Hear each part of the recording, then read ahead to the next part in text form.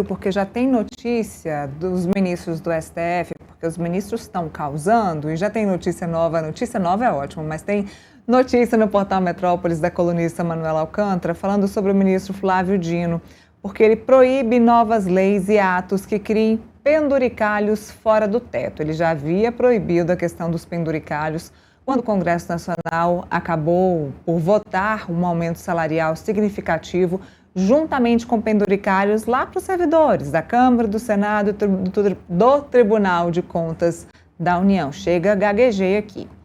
Agora, o ministro Flávio Dino decidiu que é proibida a criação de novos pagamentos acima do teto constitucional.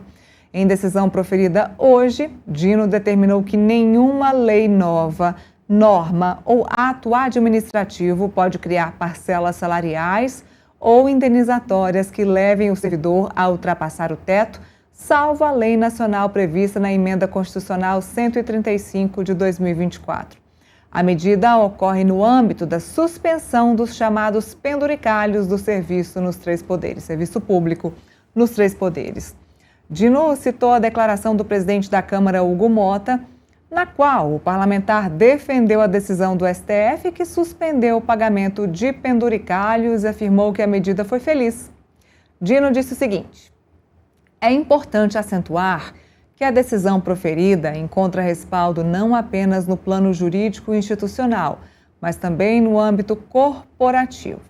Dino prosseguiu: de outra face, em uma reflexão complementar à tutela liminar, verifico ser fundamental evitar inovações fáticas ou jurídicas que impeçam a estabilização da lide constitucional, o que poderia embaraçar deliberações que, no terreno jurisdicional, cabem exclusivamente ao STF, detentor da prerrogativa de fixar a última palavra e interpretar a Constituição.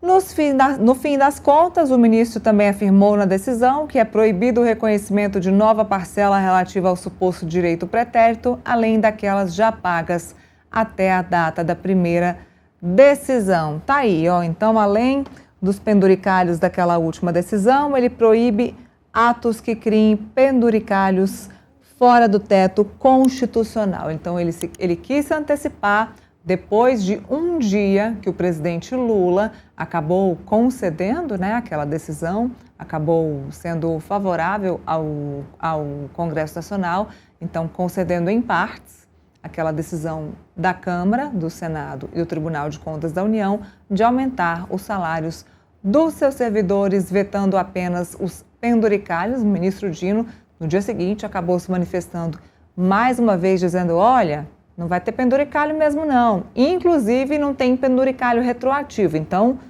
fiquem quietos. O próprio presidente da Câmara já concordou comigo. Então, tá tudo certo. Vamos ficar quietinho. Não vamos mexer no cofre público esse ano. Tá tudo resolvido. O Dino tá tendo uma briga acertada, né? A opinião pública toda concorda com ele. Inclusive, nenhum parlamentar, nenhum político, nenhum membro do Poder Executivo consegue se colocar contra essa luta do Dino, né, via STF, né, e via ação no STF contra os penduricalhos, porque é algo que não teria um sentido, né.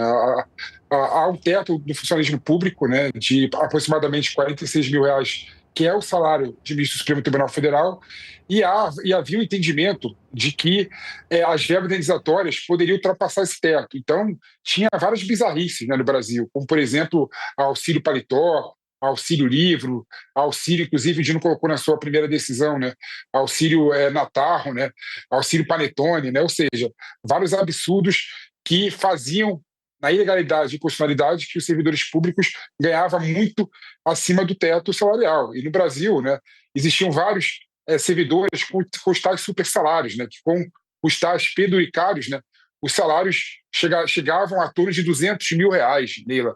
Inclusive, a gente noticiou aqui no Metrópolis de um desembargador no Tribunal de Justiça de Minas Gerais que recebia por mês mais de R$200 mil. Ou seja, absurdo. E na primeira edição do Dino, né, ele colocou de que não poderia haver penduricalho, salvo se lei dispusesse ao contrário, né? Então havia uma brecha na interpretação do Dino que vários entes federativos poderiam aprovar lei, criando ou recriando o estágio penduricário.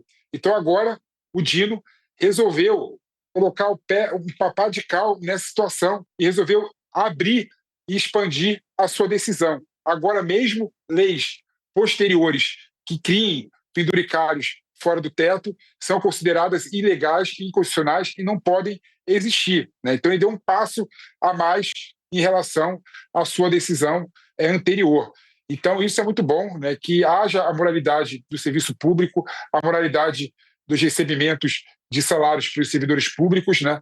Porque a maioria dos servidores públicos do Brasil, Neira, não recebem acima do teto constitucional. Pelo contrário, recebem aproximadamente, em média, R$ 3.000, o que é muito diferente da realidade desses desembargadores e dessa alta burocracia estatal que recebem os tais super salários. E eu espero, Neila, que a gente consiga fazer uma discussão necessária no Brasil. Inclusive, essa foi a pauta inicial do Hugo Mota, a tal reforma administrativa, né? E a gente discuta qual o serviço público que a gente quer, qual tipo de servidores públicos nós queremos, né? Então, eu espero que a ascensão do Dino vá além da questão salarial e busque a questão também da eficiência do serviço público em geral. Aliás, quem estuda para passar no concurso público sabe que a eficiência é um dos critérios básicos, né, para se trabalhar como servidor público, e não é isso que a gente costuma ver no serviço público em geral, não, viu? Aliás, eficiência é o que a gente menos vê no serviço público do nosso país. Eu torço para que isso, de fato, melhore, principalmente na área da saúde. Bom, voltando ao assunto aqui do vazamento de dados